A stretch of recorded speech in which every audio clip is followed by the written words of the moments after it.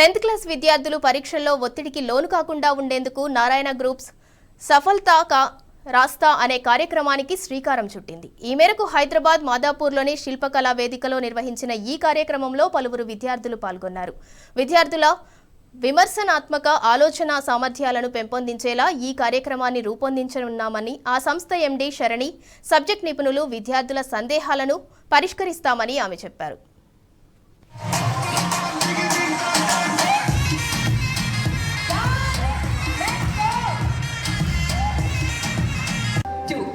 Stop. 2 1 2 1 2 1 2 1 2 1 2 1 2 1. Students in the last rows, at the back, in the balcony.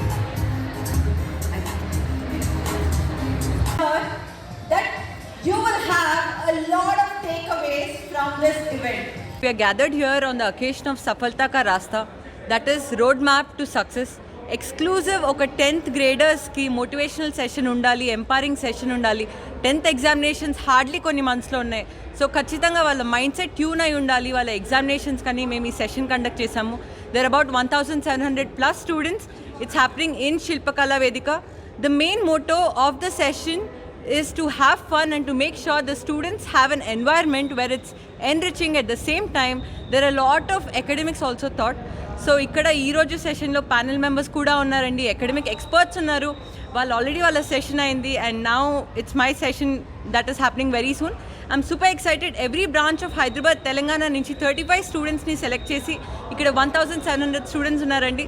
సఫల్తా కా రాస్తా is happening pan India. Last year కూడా సఫల్తా కా రాస్తా జరిగింది. This season 2 is very special because it contains a lot of surprising elements. Stress అవుతూ ఉంటారండి, examinations ఉన్నాయి, ఎంత బాగా ప్రిపేర్ అయినా ఆ ఫైనల్గా 3 hours ఎగ్జామినేషన్ ఎలా రాస్తారు అన్నది మెయిన్ క్రైటీరియా. కానీ అది మర్చిపోయి ఇప్పటి నుంచే చాలా టెన్షన్ పడుతూ ఉంటారు. సో ఒక ప్రాపర్ ఎన్వైర్న్మెంట్, ఒక ప్రాపర్ హ్యాండ్ హోల్డింగ్, ఒక ప్రాపర్ గైడెన్స్ ఉండాలి. సో ఆ గైడెన్స్ మేము నారాయణ ఎడ్యుకేషనల్ ఇన్స్టిట్యూషన్స్లో క్రియేట్ చేస్తాము.